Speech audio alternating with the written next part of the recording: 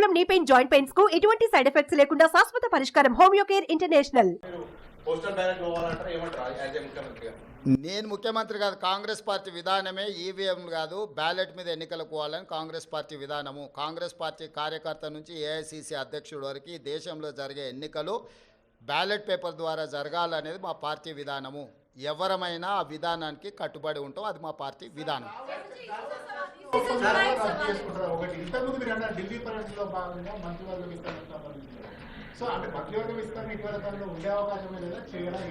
ఇప్పుడు నువ్వేమేమి శాఖలు ఇచ్చినావు, ఎవరికి ఇచ్చినావు ఫస్ట్ అది చెప్పు.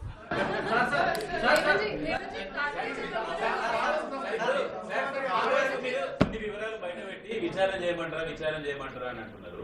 వాళ్ళు చేయమంటేనే చేస్తారు సార్. ఇంతకుముందు చేసిన విచారణలన్నీ కూడా వాళ్ళు చేయమంటేనే చేశారు. వాళ్ళు అడిగితేనే చేసినాం కదా, అసెంబ్లీలో వాళ్ళే అడిగినారు కదా. విచారణ చేయండి మీకు దమ్ము ఉంటాయని వాళ్ళు సవాళ్ళు విసిరినందుకే కదా. సాగునీటి పారుదల దాంట్లో వాళ్ళే సవాళ్ళు విసిరినరు, దీంట్లో వాళ్ళే సవాళ్ళు విసిరినరు, విద్యుత్ దాంట్లో. ఇప్పుడు కూడా మిగతా దాంట్లో కూడా నన్ను పోలీస్ స్టేషన్లో పెట్టమని ఆయన్నే అడుగుతున్నాడు. సో ప్రతిపక్షానికి ఇవ్వాల్సిన గౌరవం మేము ఇవ్వాలి కదా, అడిగినప్పుడు చేయకపోతే బాగుండదు కదా.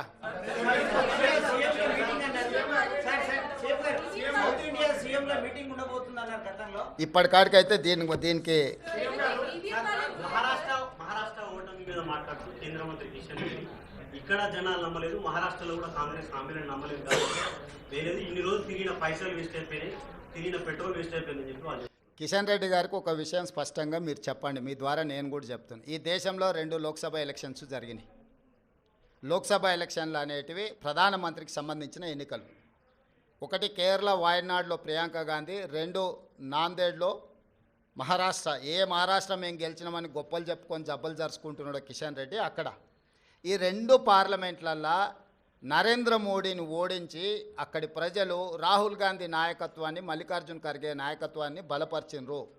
మహారాష్ట్రలో రాష్ట్ర ప్రభుత్వానికి సంబంధించిన ఓటు మహాయుతికి వేసిండ్రు, కేంద్ర ప్రభుత్వానికి సంబంధించిన ఓటు రాహుల్ గాంధీకి వేసారు. అన్ని అసెంబ్లీలు ఓడిపోయినా నాందేడ్ పార్లమెంట్లో రవీంద్ర చౌహాన్ కాంగ్రెస్ పార్టీ గెలిచింది. దీన్ని బట్టి నరేంద్ర మోడీ నాయకత్వాన్ని, ఆ మంత్రివర్గంలో పనిచేస్తున్న కిషన్ రెడ్డిని చీదరించుకున్నారు, చీకొట్టిరు మహారాష్ట్ర ప్రజలు. కేరళలో రాహుల్ గాంధీ గారికి వచ్చిన మెజారిటీ కంటే ప్రియాంక గాంధీ గారికి ఎక్కువ మెజారిటీ వచ్చింది. ఓటింగ్ పర్సంటేజ్ రాహుల్ గాంధీ గారు పోటీ చేసినప్పుడు 75%, ప్రియాంక గాంధీ గారు పోటీ చేసినప్పుడు 65%. రాహుల్ గాంధీ గారికి 3,64,000 మెజారిటీ వస్తే ప్రియాంక గాంధీ గారికి 4,10,000 మెజారిటీ వచ్చింది. అంటే మోడీ నాయకత్వాన్ని కేరళ తిరస్కరించడమే కాకుండా మహారాష్ట్రలో అద్భుతమైన విజయం సాధించినని గొప్పలు చెప్పుకుంటున్న బీజేపీని పార్లమెంటులో, నాందేడ్ పార్లమెంట్లో ఎక్కడైతే ఉత్తమ్ కుమార్ రెడ్డి గారు ఇన్ఛార్జిగా వ్యవహరించారో ఆ సీటు కాంగ్రెస్ పార్టీ గెలిచింది. ఈ మాత్రం ఇంగిత జ్ఞానం కూడా బీజేపీ నాయకులకు, ముఖ్యంగా కిషన్ రెడ్డి గారికి లేకపోవడం, అలాంటి ఇంగిత జ్ఞానం లేని వ్యక్తిని కేంద్ర మంత్రిగా చేయడం అనేది మన దురదృష్టం. కాబట్టి కేంద్రము రాష్ట్రము 2 వేరు. రాష్ట్రానికి సంబంధించిన తీర్పు ప్రజలు ఒక రకంగా ఇచ్చారు, కేంద్రానికి సంబంధించిన తీర్పు ఇంకొక రకంగా ఇచ్చారు. కర్ణాటకలో 3 అసెంబ్లీ ఎన్నికలు జరిగితే 3 బీజేపీ అత్తా లేదు పత్తా లేదు కాంగ్రెస్ పార్టీ గెలిచింది.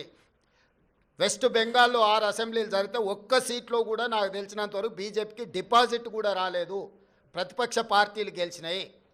ఈ రకంగా దేశంలో ఏ కొనను చూసినా మోడీ నాయకత్వాన్ని తిరస్కరించిన విషయాన్ని కప్పిపుచ్చుకోవడానికి మహారాష్ట్రలో మీ ప్రభుత్వం ఉంది, మీ ప్రభుత్వం ఏర్పడ్డది. జార్ఖండ్లో మా ప్రభుత్వం ఉంది, మా ప్రభుత్వం ఏర్పడ్డది.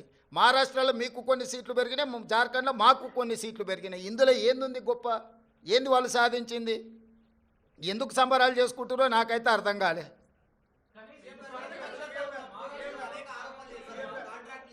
వాళ్ళు ప్రాజెక్టులు చేసినటువంటి వాళ్ళు ఇప్పుడు అధికారంలోకి వచ్చి వాళ్ళ దగ్గర వాళ్ళ మీద చర్య తీసుకుంటారని బీఆర్ఎస్ ఉంది.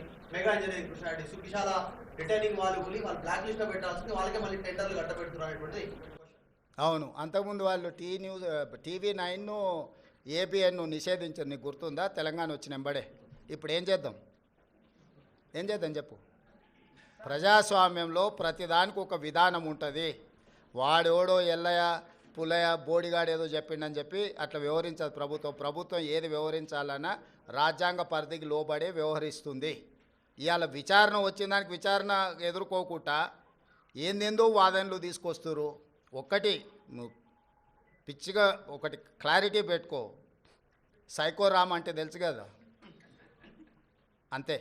ఇక ఆయన పరిస్థితి ఆయనకే అర్థం కావట్లేదు. ఆయన పక్కలో ఉన్న వాళ్ళే పక్కకు వచ్చి ఫోన్ చేస్తారు, అన్న ఇది పిచ్చిలేసినట్టుంది, ఏందేదో మాట్లాడుతుండు. కాబట్టి ఇప్పటి నుంచి సైకో రామ్ అని ఫిక్స్ అయిపో. Thank you. సుమన్ టీవీలో మీ పర్సనల్ అండ్ బిజినెస్ ప్రమోషన్స్ కోసం కింది నెంబర్కి కాంటాక్ట్ చేయండి.